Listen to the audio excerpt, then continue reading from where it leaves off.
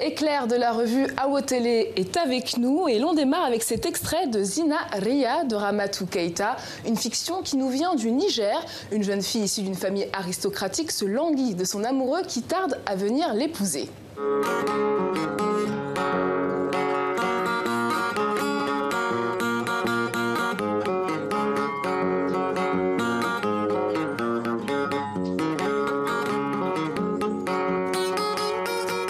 Alors Claire, pourquoi avoir choisi ce film ? Parce que c'est un film magnifique, comme vous avez vu les images, que ce soit en termes de costumes, de maquillage.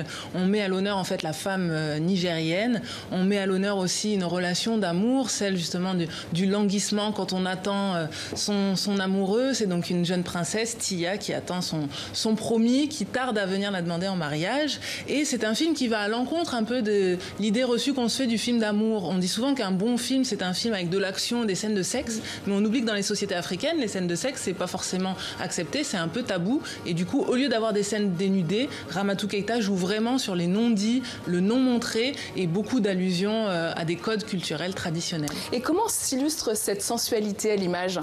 D'abord, il est incarné par le personnage principal, qui n'est autre que la fille de Ramatou Keïta, Sarah Silverfield, qui est donc magnifique dans sa posture, dans sa tenue, dans son maquillage.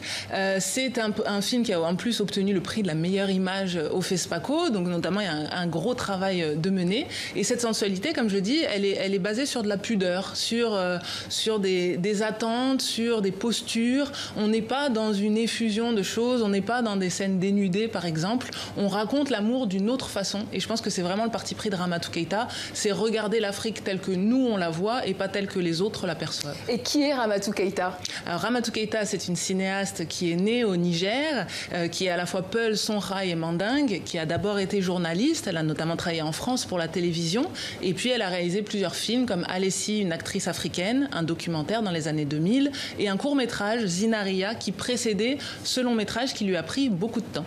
Et Claire, vous allez nous parler d'une autre cinéaste nigérienne, Aïcha Maki, avec son film L'arbre sans fruits. On regarde tout de suite. Je suis un arbre sans fruits. Il faut que vous-même vous sachiez qu'est-ce que vous allez faire comme pression sur le mari. Tout homme qui va penser qu'il est en mesure de faire une élection va dire qu'il est puissant, il est normal. To yanzu in namijin ne zai ce mata shi to kin ga tunda haka ne lalle ni zan yi arman wata ta biyu in gani kuma. Amma in ita ce to nan da ma kwata-kwata ita za ta ma ba da izini in dai ana son a zauna lafiya da ya je almo wata. Il est aussi question de pudeur dans ce documentaire d'Aïcha Maki. Oui, là où Ramatou Keïta allait utiliser la fiction pour aborder la pudeur amoureuse, Aïcha Maki fait l'usage du documentaire pour aller interroger et dénoncer une problématique qui touche beaucoup de couples, celle de l'infertilité. On croit souvent dans nos sociétés que c'est forcément la faute de la femme et du coup les hommes sont capables de répudier leur épouse ou en prendre une deuxième ou une troisième, etc. Là, la cinéaste qui subit elle-même cette infertilité fait la démarche d'aller interviewer des religieux, des journalistes, des médecins pour savoir ce qu'il en est. Et ce qu'il en ressort, c'est que souvent les hommes ne font même pas les tests pour vérifier s'ils sont eux-mêmes infertiles. Et qu'est-ce que ce film nous dit de la société nigérienne ? Eh bien justement que c'est une société avec un poids très fort sur les femmes, où cette question d'infertilité peut, on va dire pas briser la vie d'une femme, mais en tout cas on attend beaucoup d'elle au sein de la société en tant que mère, en tant qu'épouse, et lorsqu'elle ne peut pas faire de fruits, c'est le joli thème utilisé dans ce titre, l'arbre sans fruits, c'est assez douloureux. Donc là je pense qu'elle prend la parole au nom de toutes les femmes et elle aborde un sujet assez tabou de manière tout à fait sensible et remarquable.